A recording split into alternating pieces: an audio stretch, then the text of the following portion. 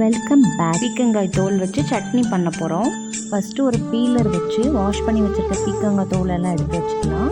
ஒரு கடாய் எடுத்துக்கணும். அதில் கொஞ்சமாக உளுந்தம்பருப்பு, கொஞ்சமாக கடலைப்பருப்பு, மிளகாய், வெள்ளைப்பூடு, கருவேப்பில் போட்டு கொஞ்சமாக வதக்கணும்.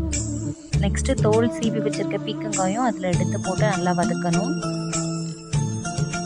நெக்ஸ்ட்டு கொஞ்சமாக தேங்காய் திருவி வச்சுருக்கோம், அதையும் அதில் போட்டு ஆட் பண்ணணும்.